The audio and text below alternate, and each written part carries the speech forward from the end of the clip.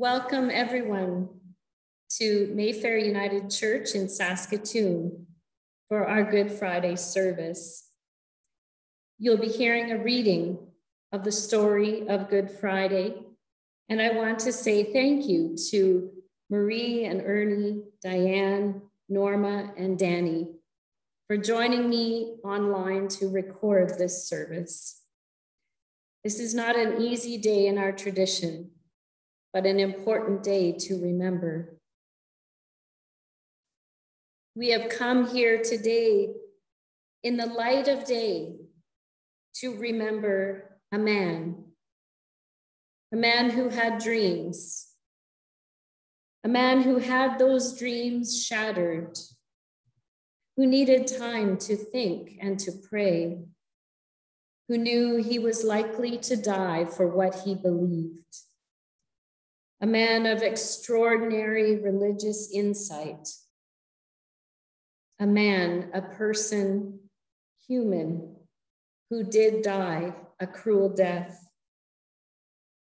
And on this day, we look at the cross and we remember the betrayal of friendship and its consequences, the casual cruelty of Roman authority and execution, and how unreliable others proved to be in this crisis.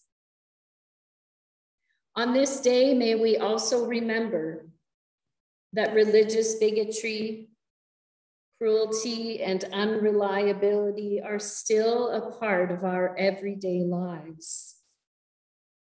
On this day, then, may we learn some new precepts for living, that we don't avoid contact with suffering, that we don't close our eyes before suffering, that we don't maintain anger or hatred, or do not say untruthful things for the sake of personal interest or to impress people, that we do not live with a vocation that is harmful to humans or to nature.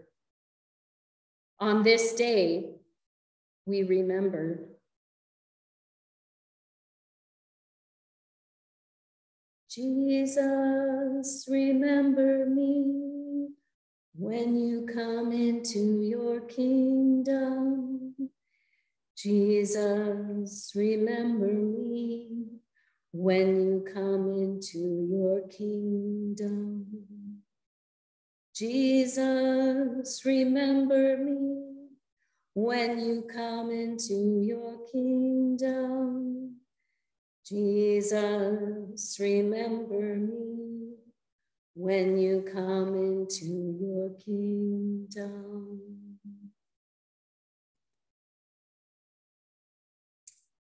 And now stay with us for the reading of the story. You'll hear the story of Good Friday from the Gospel of John, from selected verses of chapters 18 and 19.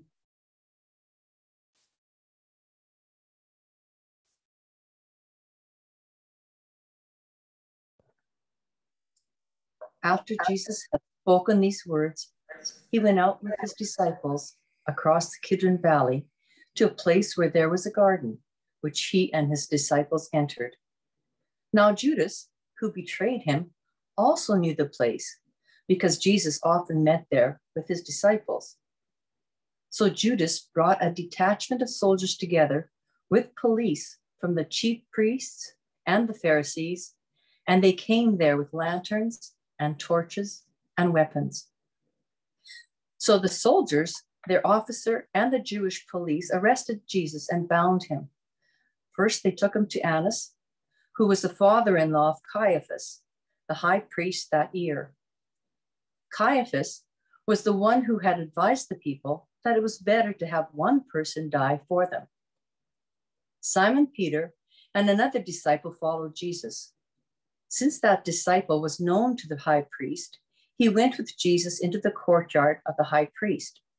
But Peter was standing outside of the gate. So the other disciple, who was known to the high priest, went out, spoke to the woman who guarded the gate, and brought Peter in. The woman said to Peter, You are not also one of this man's disciples, are you? He said, I am not. Now the slaves and the police had made a charcoal fire because it was cold, and they were standing round it and warming themselves. Peter also was standing with them and warming himself.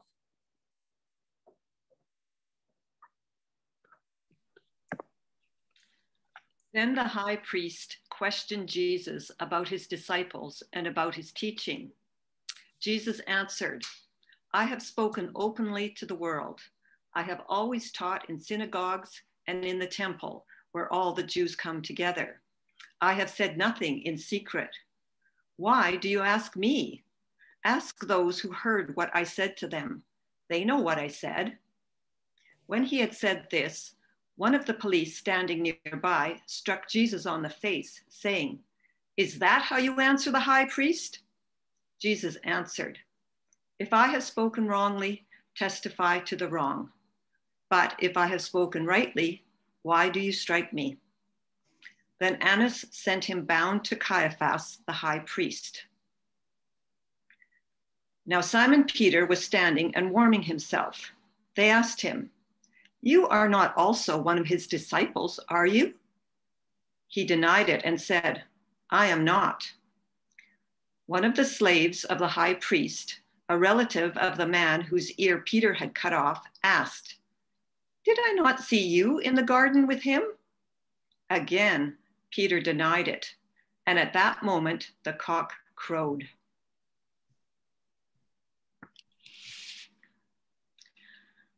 Then they took Jesus from Caiaphas to Pilate's headquarters. It was early in the morning.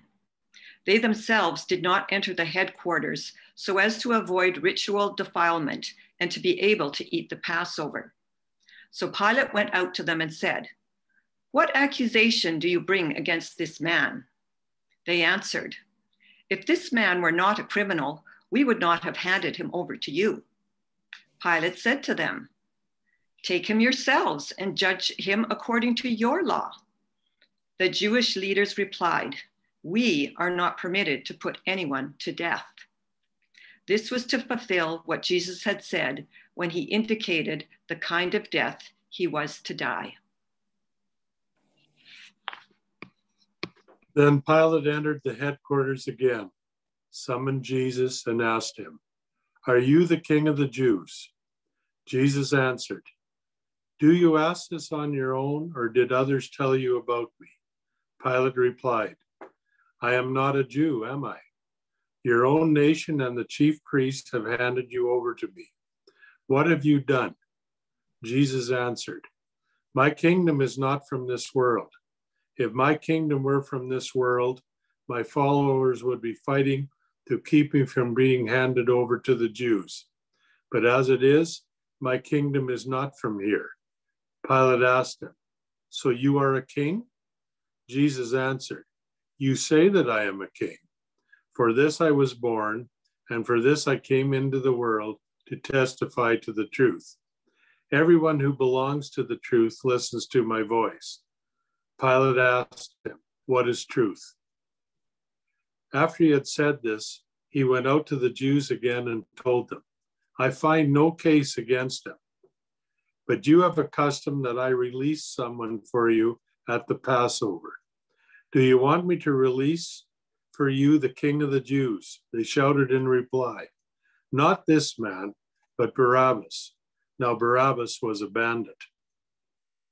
Then Pilate took Jesus and had him flogged. And the soldiers wore a crown of thorns and put it on his head, and they dressed him in a purple robe. They kept coming up to him saying, Hail, King of the Jews, and striking him on the face.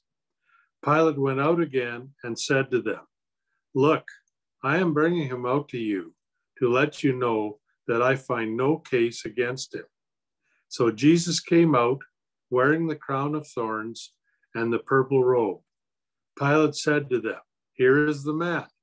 When the chief priests and the police saw him, they shouted, Crucify him, crucify him. Pilate said to them, Take him yourselves and crucify him. I find no case against him. The Jews answered him, We have a law, and according to that law, he ought to die because he has claimed to be the Son of God.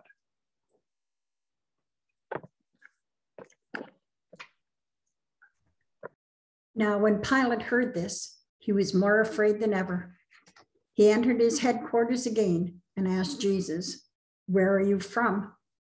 But Jesus gave him no answer. Pilate therefore said to him, "Do you refuse to speak to me? Do you not know that I have power to release you and power to crucify you?"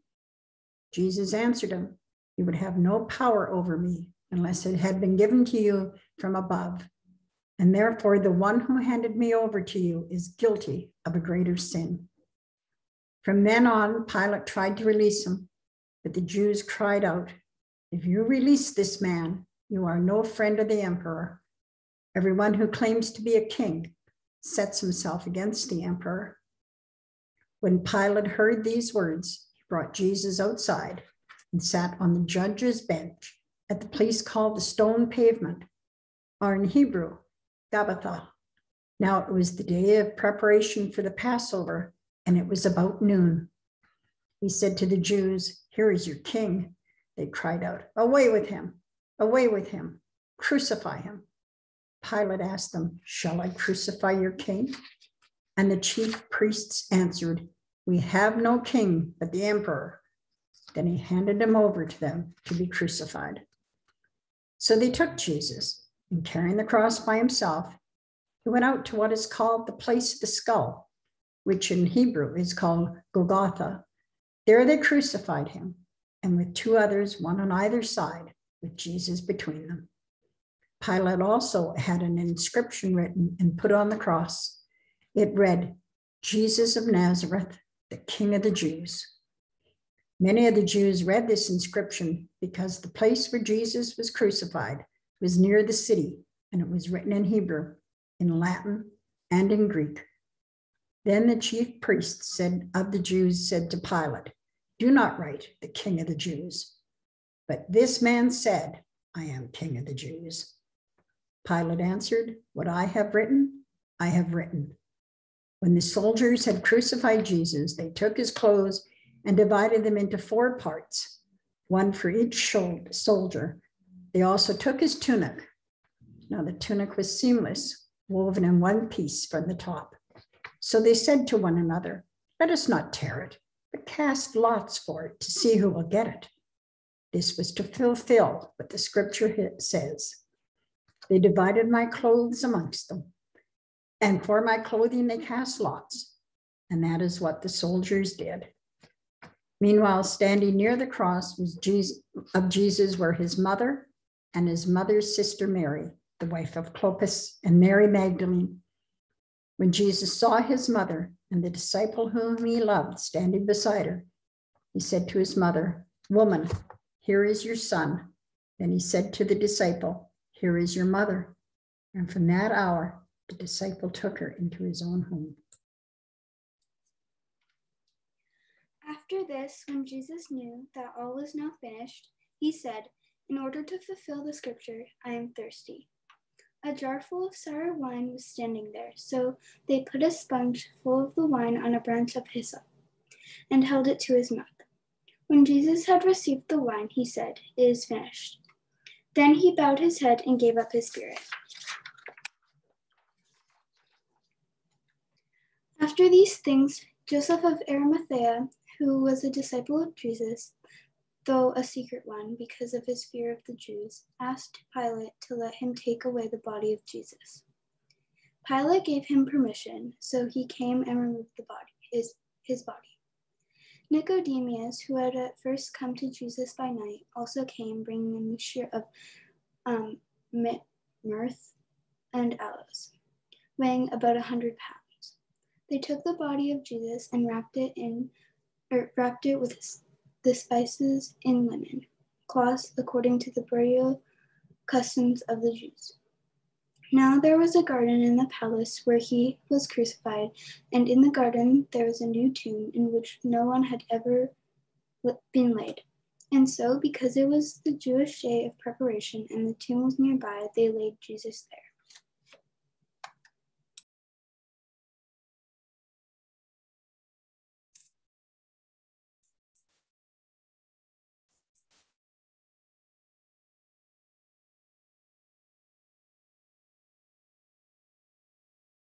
And so even after hearing this hard story, let us commend ourselves into the hands of God. We believe in God around us, dreamer and sustainer of life. When there was nothing but an ocean of tears, God sighed over the waters and dreamed a small dream. Light in the darkness, a small planet in space. We believe in God beside us, Jesus as the Christ, dream made flesh. When hate and fear were raging, when love was beaten down, when hope was nailed and left to die, Christ entered into our deep secret places and went down into our death to find us. We believe in God within us, Spirit who empowers the dream. Who weeps with us in our despair, who breathes on prison doors, never admitting it's hopeless, always expecting the bars to bend and sway and break forth into blossom.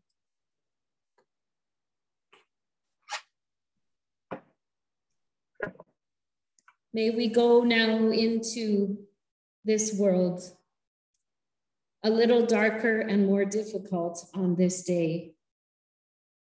But may we go knowing that the Christ awaits and that we are not alone, that even in the growing dark, God is with us.